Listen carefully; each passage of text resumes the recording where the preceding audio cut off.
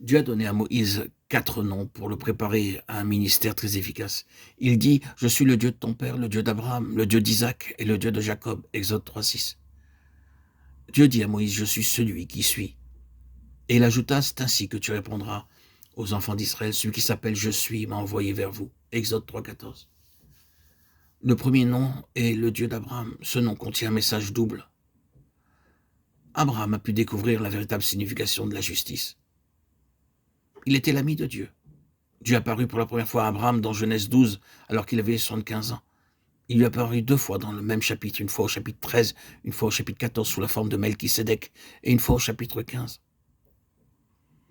Au chapitre 17, il lui apparut à nouveau alors qu'il avait 99 ans.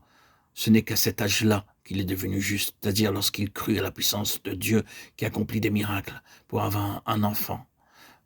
Jusqu'alors, il mettait sa confiance dans sa propre force pour avoir un enfant. Lorsqu'il eut atteint l'âge de 100 ans et que sa femme eut passé l'âge d'avoir un enfant, Dieu ouvrit ses yeux. Il vit comment Dieu devait répandre une vie et une puissance nouvelle en lui et dans sa femme pour leur donner un enfant. C'est la puissance de la résurrection. Seule cette puissance l'a rendu juste et cela lui fut imputé à justice. Romains 4, 22. Nous ne devenons pas justes devant Dieu par notre connaissance biblique, par nos rites, ou bien encore en prenant part avec zèle aux activités de l'Église. Mais nous devenons justes en recevant en nous par la foi la puissance de la résurrection. Cette puissance de la résurrection est la puissance qui a vaincu la mort. Abraham et Sarah étaient devenus tous deux semblables à des arbres morts. Dieu a dû déposer dans leur corps la puissance de la résurrection qui triomphe de la mort.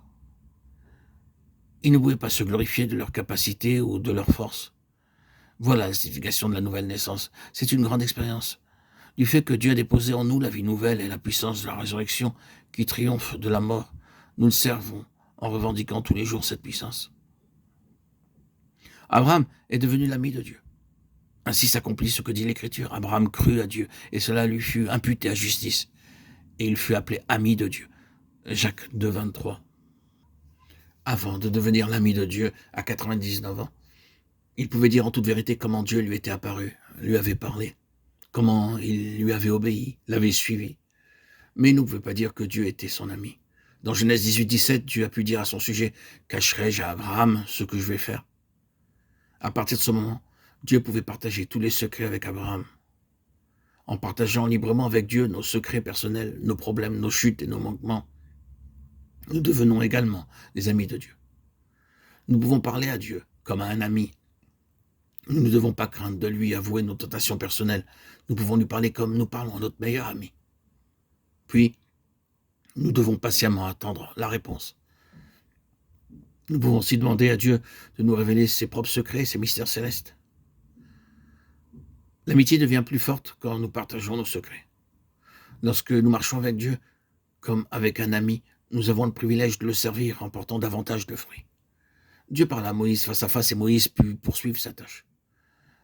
C'est la raison pour laquelle les mots « et Dieu dit » se retrouvent presque 550 fois dans les 5 premiers livres de la Bible.